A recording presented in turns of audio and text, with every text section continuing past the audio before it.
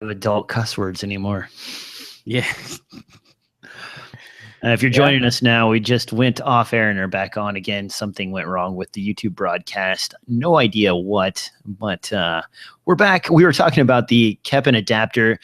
This is an ND filter that is able to go between your camera body and your lens. Devin, you've taken a look at this as well. Do you think the price is, do you think this is overpriced for what you're getting? Yeah, well, I mean, it does work as a variable ND, right? That's the point of rotating that ND filter in there. Yes. The thing is that I don't imagine it's the world's best ND. You don't think so for $450? That's what I'm saying. Like, I'm not sure that this is going to be the best variable, because variable NDs are inherently a little flawed. It's really hard to make one that's really good.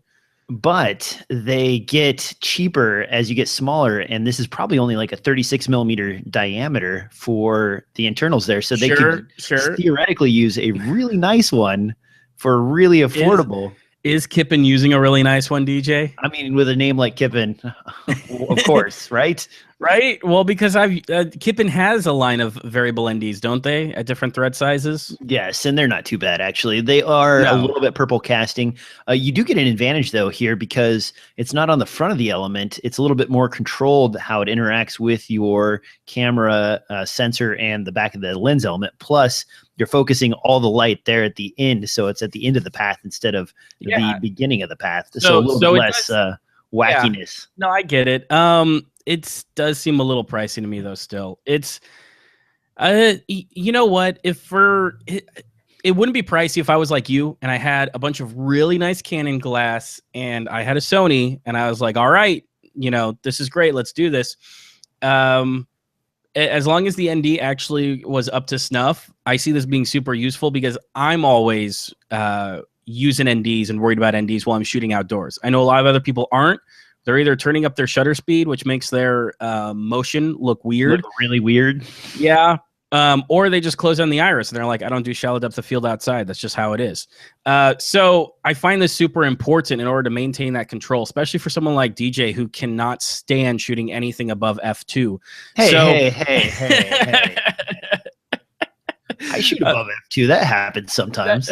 So it's So I see it being really useful. And then the fact that you're also getting autofocus with it too. I think it's the first time that you've had a product that kind of mixes all these three things in one, because I've seen the ND, it wasn't variable, but it was like, it had, I think, 3 different NDs you could flip in front of it for micro four thirds, because it's such a small sensor size for adapting, but there was no autofocus adapter going on or anything like that. So I think it's this price this way because they can get away with it. No one else has this product out. So it's kind of exciting in that regard.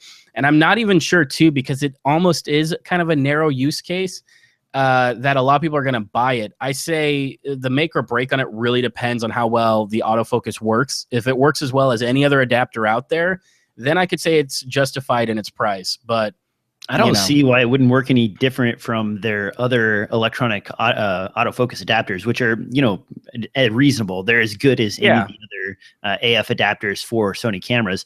Now, for me, this is probably a $160 Lightcraft Workshop variable ND filter. And I have to do these different rings all across. Right, step it up or down. Step it up or down. And if you miss one ring, suddenly you can't shoot wide open with your primes. And it used to be that if you bought Canon primes of the same generation, they were all pretty much across the board the same filter size.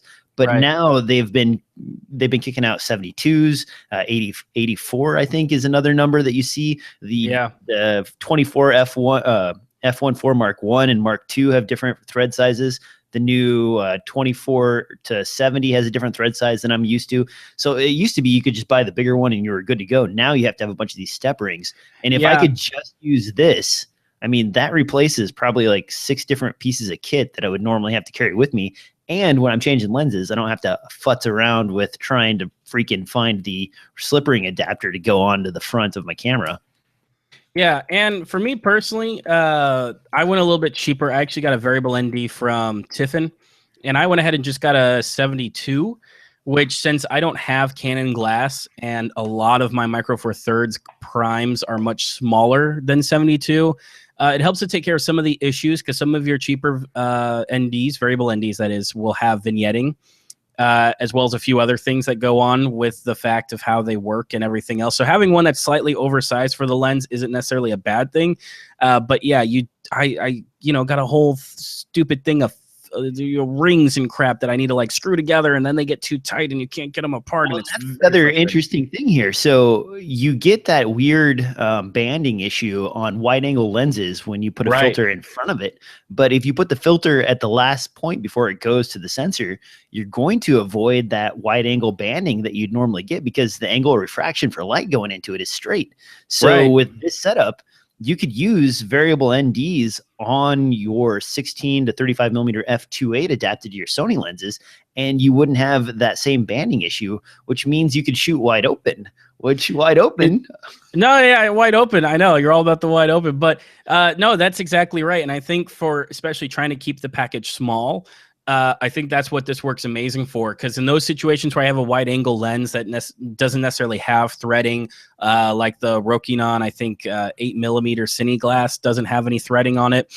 For things like that, I'm breaking out rails in a matte box and I'm sliding things into NDs 4x4s into a matte box. So something like this really does help to keep it really small and compact. And so I think they can get away with that price, and I don't think that that's too far out of bounds.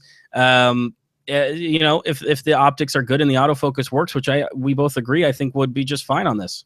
Yeah, the electronic adapter by itself, I believe, runs about $260. So they're really only adding $150 or so for the variable ND portion of this. Definitely worth checking out. Interesting. I'm excited for it. Next up on the list here is actually something Devin recommended to me, and I was kind of waiting for his review on this before I bought one, because he's kind of talked him up quite a bit. And this is the Vpad 150 LED light panels.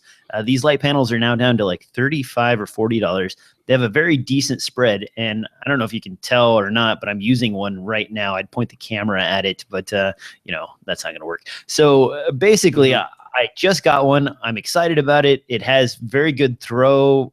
Well, not good throw. Excuse me. It has a very good spread.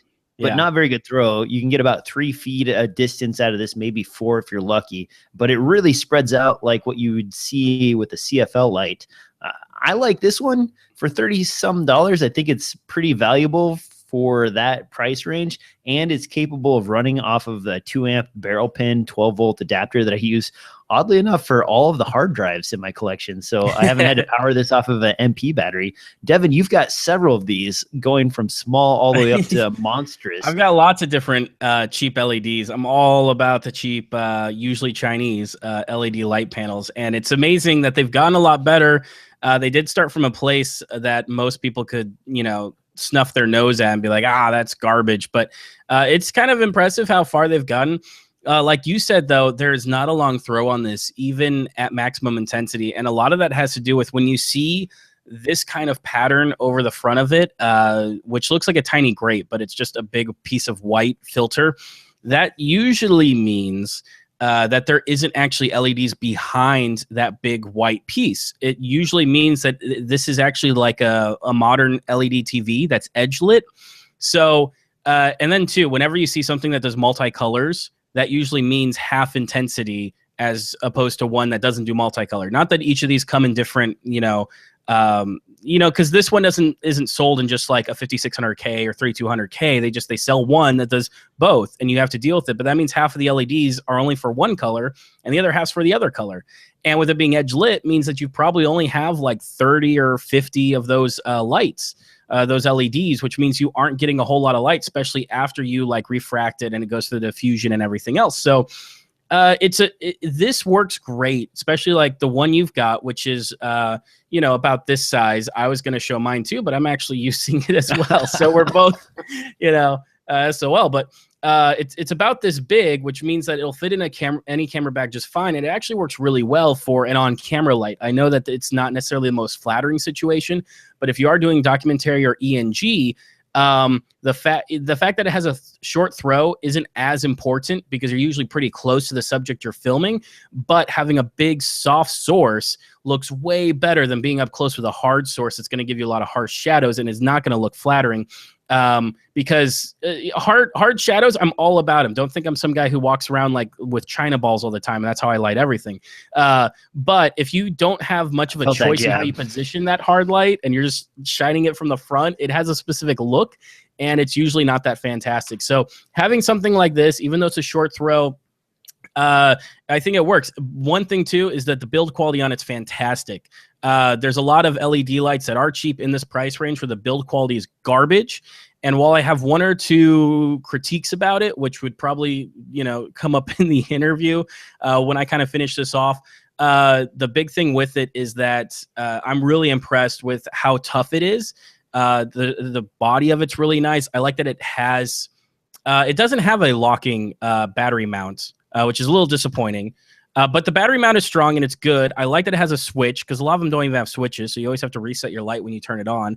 And it's got battery meters and it has external power. There's so many of these that don't have external power and they require you to use batteries. And I always like the option to be able to hook up to an AC if I need to in order to hook these up. Same thing with this guy. I've got a giant one that DJ was also checking out. Oh, wow. Which those that are listening, it's well over the size of my face. But this guy too, that's like what 20-inch monitor size? Is that no? It's probably a foot by 10 inches or so. It's probably 12 by 10. And it does actually dim down all the way. It's really soft, really flattering. And it'll do the Kelvin as well. It'll do the 3200 Kelvin as well as the other one. And the one thing I find disappointing with these lights though is that you have to use both batteries, which is a little disappointing because sometimes you only have one that works, but this requires two batteries in order to run. But I've also got that, which is going to be probably in the same video as well, talking about that. And that guy goes for 100, which I'm not sure is worth the price compared to a lot of the other things you get, because that still has a crappy throw, but it is amazingly soft. And if you're up close to your subjects, that is a beautiful light. If you're doing macro photography or anything like that, that big soft source, it makes it feel like you're working with a 12-foot softbox. So it's great.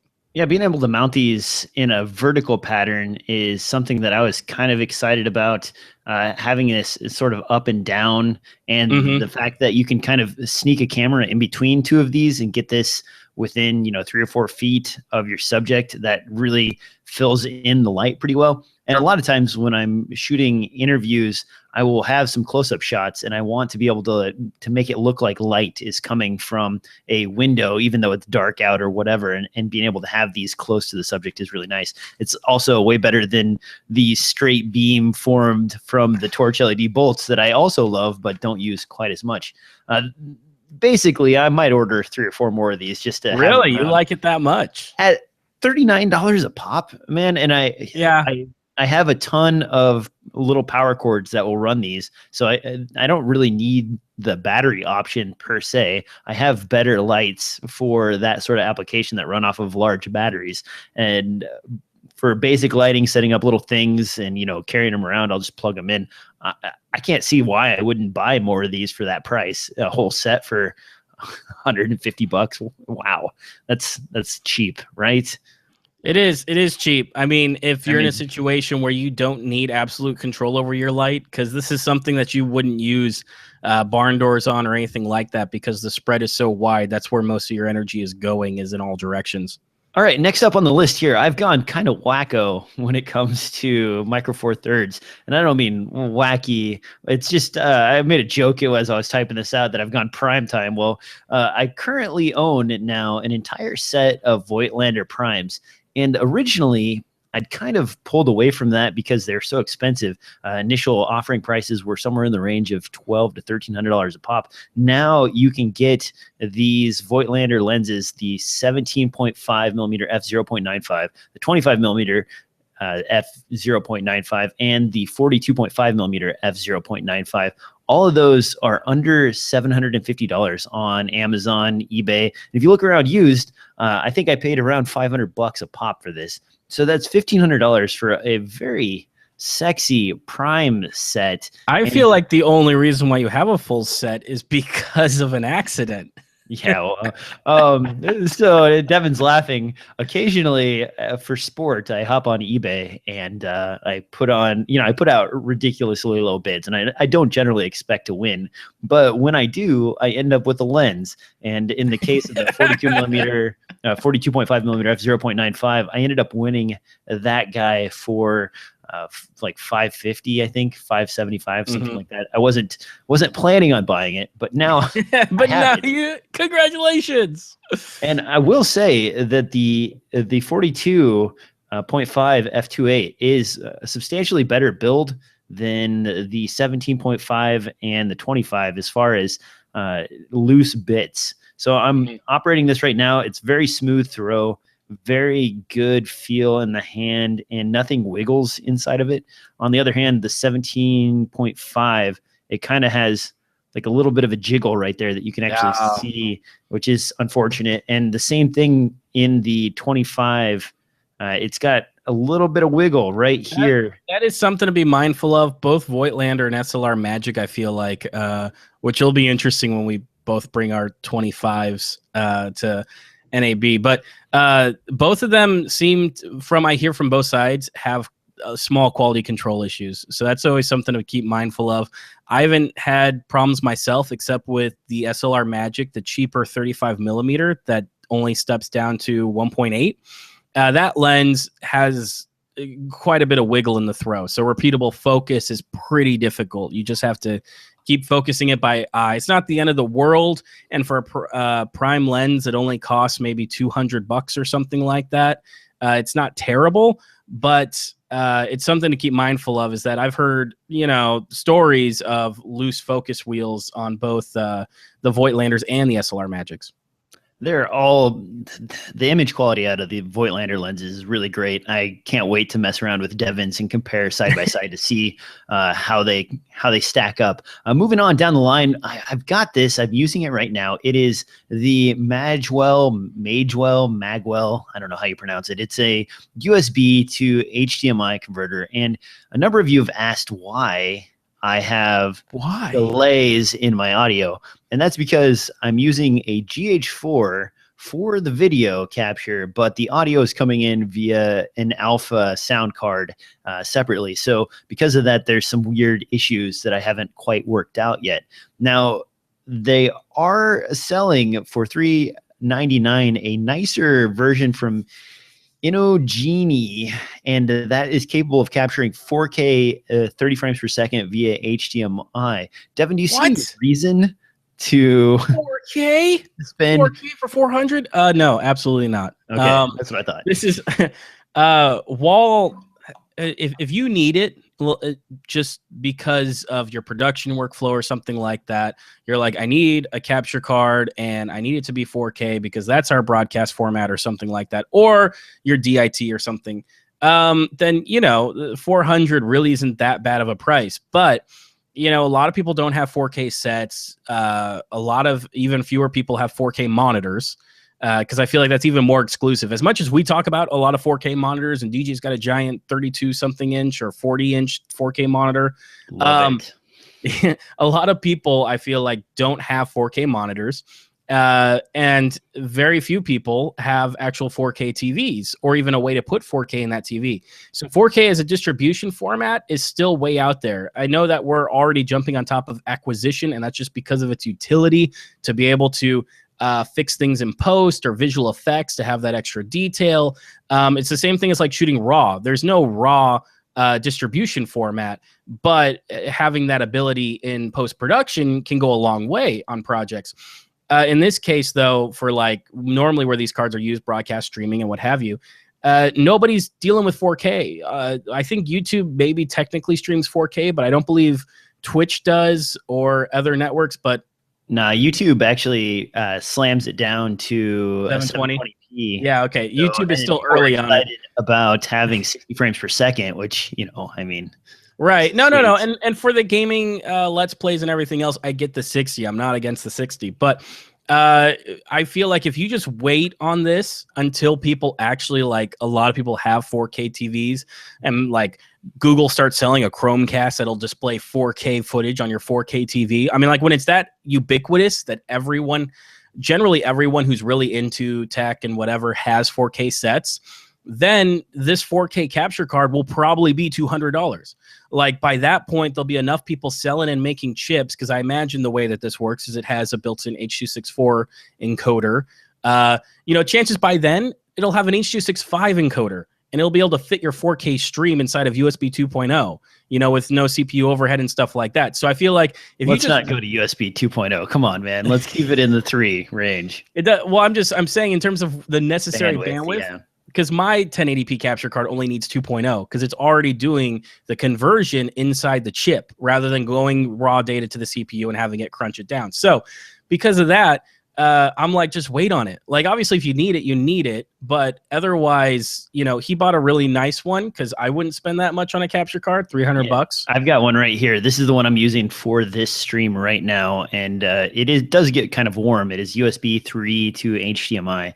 And it does a good job. It's exactly what I wanted. But it's doing the conversion inside of there, right? It's like, yeah, definitely. So crunching it down for you. It flies right through there, and it shows up as what appears to be a webcam on my desktop. So for this sort of application, it's really nice. I got really fed up with trying to change settings on an actual webcam, and this was my solution. I wasted $300. I wouldn't recommend it for everybody, but if you want to capture good quality video, or you want to do a stream with a real camera, that's definitely a way to go. This 4K option, I mean, really, we're a ways away from probably seeing 1080p streams available for live streaming. If you're just 1080p at 60 too, because I feel like some Twitch stuff will do 1080p at 60. I'm not totally sure on that, but I feel like, or maybe it's like 720. I think if you don't go to YouTube, instead you go to one of the other platforms like Twitch or Livestream, they are capable of capturing 1080p. But it's still, I think a lot of it is sort of streamed live at one resolution, and then they upload it to the server at the higher resolution in post. Right. But one thing to keep in mind with all this stuff is that it will get cheaper in price. This, for those that are maybe old enough to remember the days of analog, back then, capture cards never got any cheaper, because it cost good money to make good electronics to get a nice quality recording of an analog signal.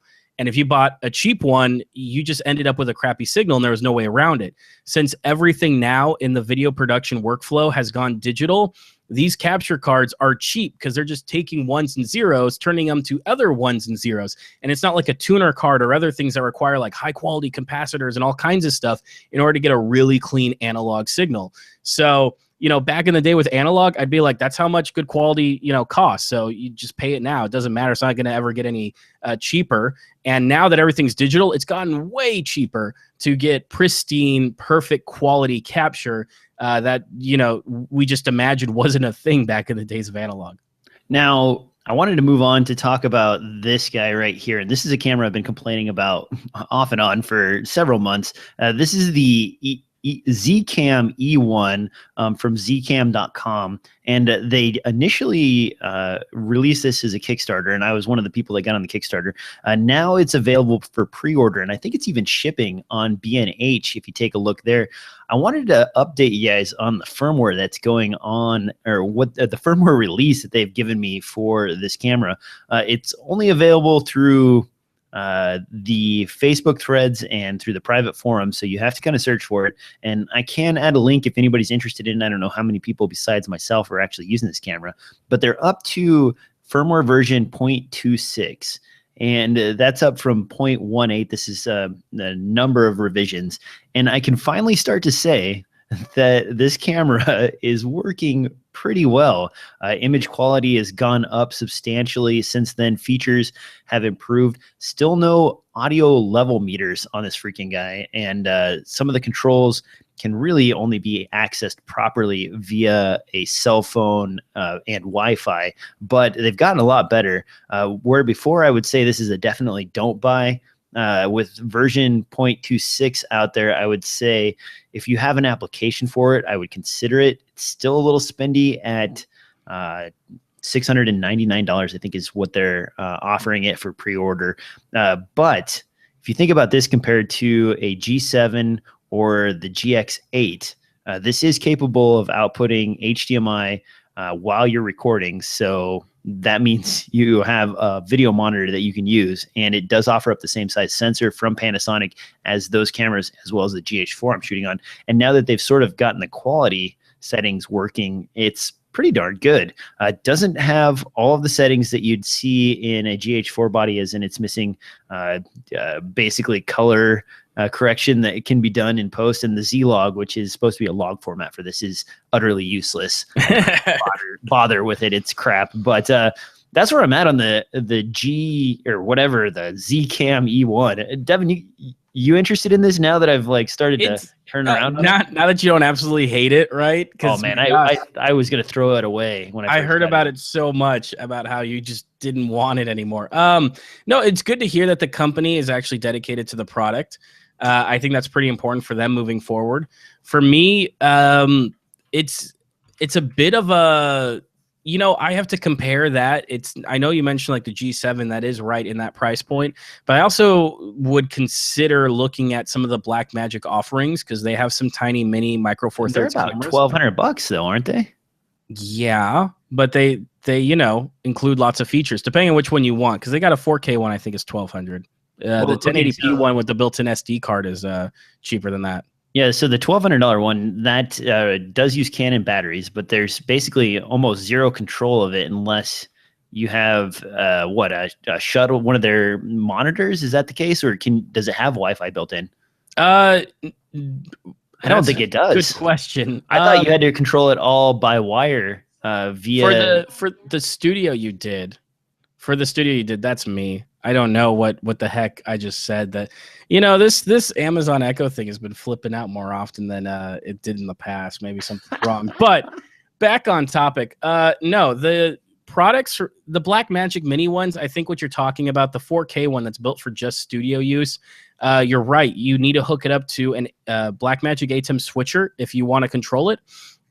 Or you hook it up to their remote monitor that we talked about, the firmware update last week. But no, they've got another one that captures 2 SD cards that's meant for, what's it called? The micro cinema camera, I think, which is supposed to be like kind of like we talked about last time, a dedicated drone camera or what have you. No, that has buttons on it and a menu. As far as I know, it doesn't have a screen. But yeah, that one's missing the screen. I don't see Wi-Fi on the specs. So how do you control this guy? It's got a record button. What more do you need?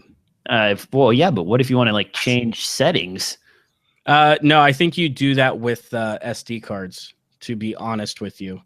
I think it's configured on an SD card. Don't quote me on that. No, I think you need to hook up a video monitor to it. I think that's it. I thought the only way you could control this, and again, Devin and I are speculating, but this has that 9-pin adapter right here that you're supposed to plug into and use standard control code in order to get it to do stuff. Yeah, you could do that, but I think you just need to hook it up to a monitor, and it has a menu button, and you can flip through the menu and change things. It's not elegant, but you can do it, I believe, just by having any ordinary monitor or watching the HDMI output. So, I mean, you're right, but I'm just saying that's something to consider, because this camera, may not have the screen built in and stuff like that, like the Zcam, but I kind of like the way that this Blackmagic Pocket sensor looks like. I know I may be kind of alone in that, but I do like the way it looks.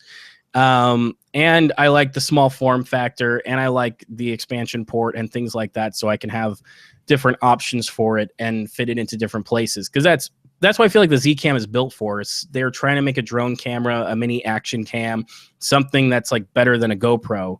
And Blackmagic's offering isn't a terrible way to go about it. It's just a different way. So it's one of those where I'd really have to consider use cases, but it is kind of making me more interested. I still want to see if it can start producing a better image straight out of it, because a lot of the time when I'm using things like action cams, I'm not doing log or like pro tune or anything like that, because I'm like, I gotta go. I gotta get this shot and I gotta go. I'm usually on a much shorter time frame. So, but it's a good sign to see, because we talked about last week. I want to bring this up real quick. Last week we were talking about the rumor that the GH4 was going to get some radical firmware update that was going to keep people happy until next year for the GH5, if you recall. Yeah, I do.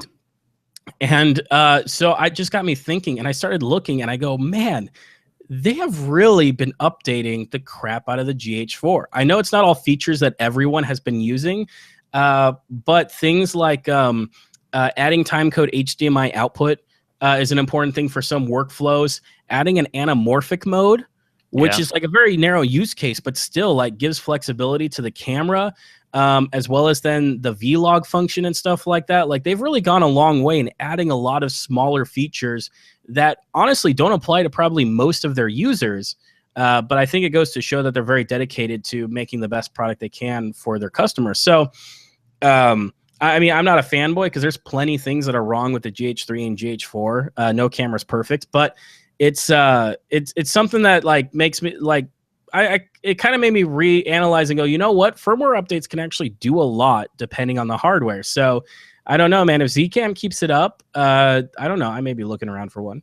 Yeah, I'm looking on B&H right now, and it looks like they are actually shipping. And the big complaints I'm seeing here are basically like not ready for prime time, kind of crummy, you know, needs like updates. Hopefully they'll get the firmware sorted out. And as you move down to purchases that are later on, the ratings seem to get higher. When I first got this, I will say the 0.18 firmware on this was junk. This thing was basically useless. I might as well not have even bought it. But now at 0.26, it's turning around, and I'm guessing by the time they get from beta into prime time, which would be a 1.0 firmware release, right, it'll actually have everything that I want in it. Still, I am using it. When you see the Ceremonic review that it's going to be posted probably today, that one has a lot of shots from this camera because I was taken out doing some other things with it. Last thing on the list here, and then we'll get out of here, is actually this keypad. Now, Devin threw this in the notes, and I was quick to jump on his case because he marked it at $30, and you can actually find this for about $5 on Amazon. Still, the idea here is not that we're arguing over the price of the keypad. It's actually that you can use this keypad as a dedicated editing functioning tool. Now, Devin, tell me more about this. Yeah, I mean, for what we're looking at here is a small, like, 6x5 or something like that grid of keyboard buttons.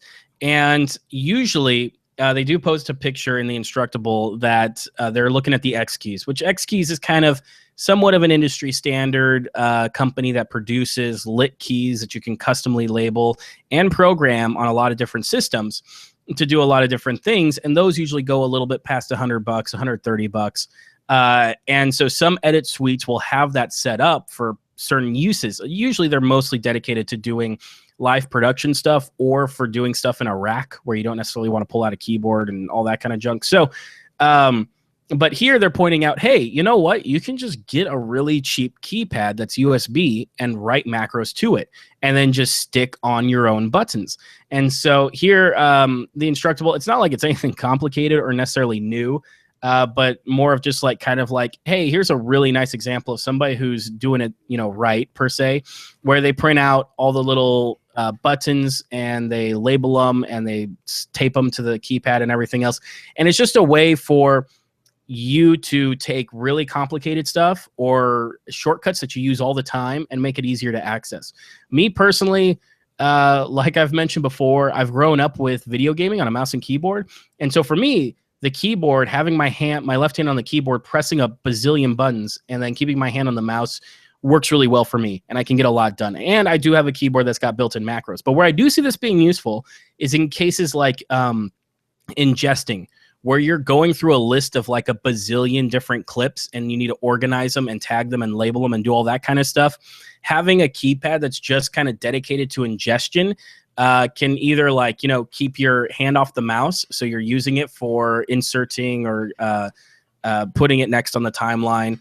Or, you know, for labeling, deleting, saying it's a good take or a bad take or other things like that. It just makes it go a little bit faster because anyone who's, I don't know, worked in retail or something like that, or accounting or whatever, you know, you build up a natural use of a 10-digit pad without looking at it.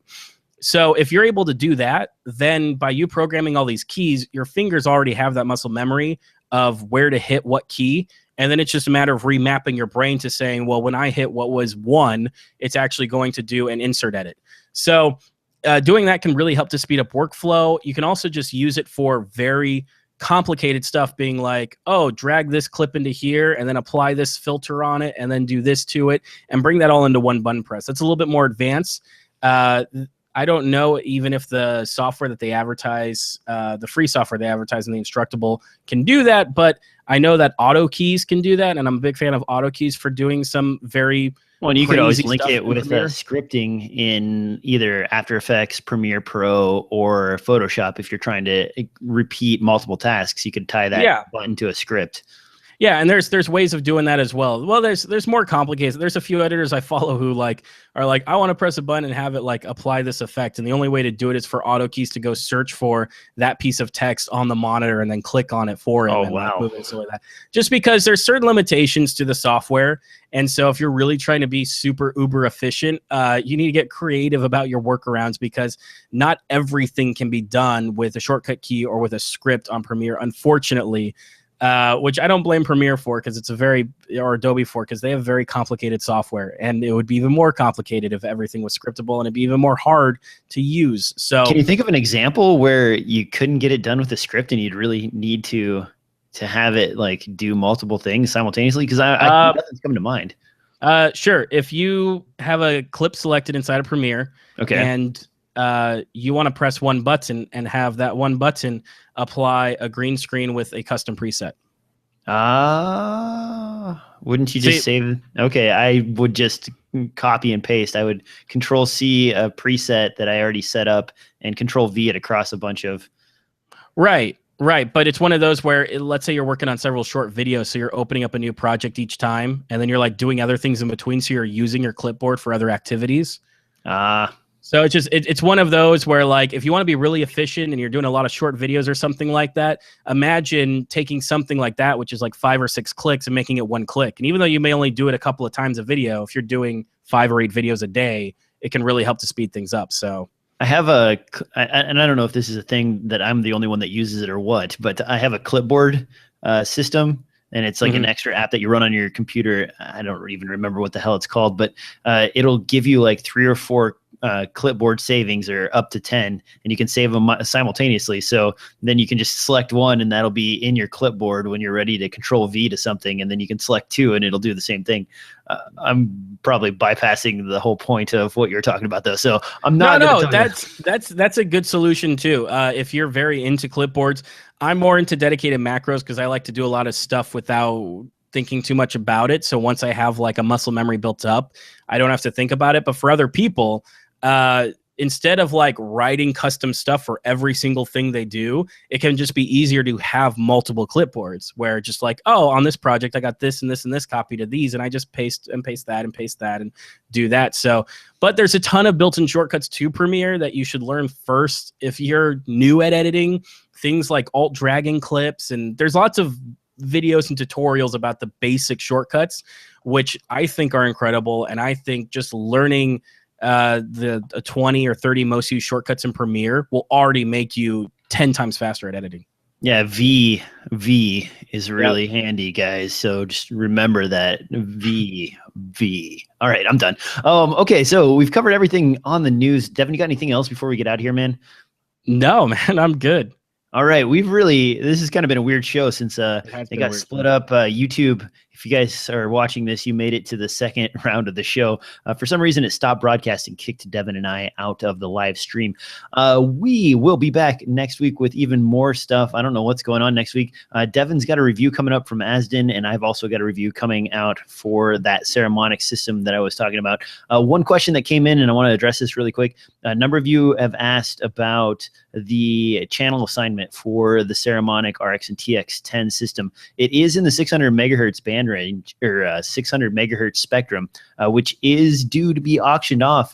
They've threatened to auction off this year. It did get pushed back to next year, so no idea when the 600 megahertz spectrum is going to go away. Ceramonics did respond to my questions and told me that they will be releasing other models that are in different frequency ranges, i.e. the 500 megahertz spectrum. So keep an eye out for those. Be cautious if you live in the United States, investing heavily into the 600 megahertz band, because if or when the FCC does decide to sell that frequency off, you could be stuck with a bunch of wireless kit that is no longer useful. Other than that, the audio quality on the Ceramonic is great, but check out the review for that. Devin, I also look forward to your review. Did you get that microphone I sent you, by the way? Yeah, I got it. Just want to make sure. I lost the tracking as soon as I sent him a Rode VideoMic Pro, so I wasn't sure when or if it would show up. On that note, Devin, where can people find you? You can find me at Twitter at DevoCut, where I chat at people. Do you? Oh yeah, I saw the Logger's Lunchbox thing. That's great, man. Follow Devin for little gems like that, and of course, you can find this on iTunes, SoundCloud, and anywhere podcasts are distributed. My name, of course, is DJ from DSLRFilmNoob.com, and go there to check out more of my stuff. And we'll see you next time on another exciting episode of DSLR Film Noob Podcast.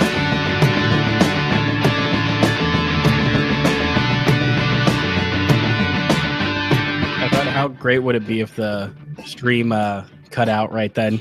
Yeah, just like right when you're about to end it. Stopped working. I don't know what happened. I went to transition screens and it was just like, you're done with this broadcast. Congratulations. Yeah. And I know you didn't like set an out time or something weird like that. So it's probably just something in Google. I might have hit enter and it may have selected the thing on the screen. I have no idea. This is new to me. The internet is a mysterious. I can't talk. All right. I think that's it for the live broadcast. Sorry, guys, if you're having to the live broadcast. What you got? Oh, what? Anything else you? Okay, that's what I thought. Oh, I don't know where I was going with that. I was going to. That's what I thought, Devin. That's what I thought. You filthy animal. You get out of here. You eat your dinner. All right. That's it for the live broadcast, guys. We'll see you later.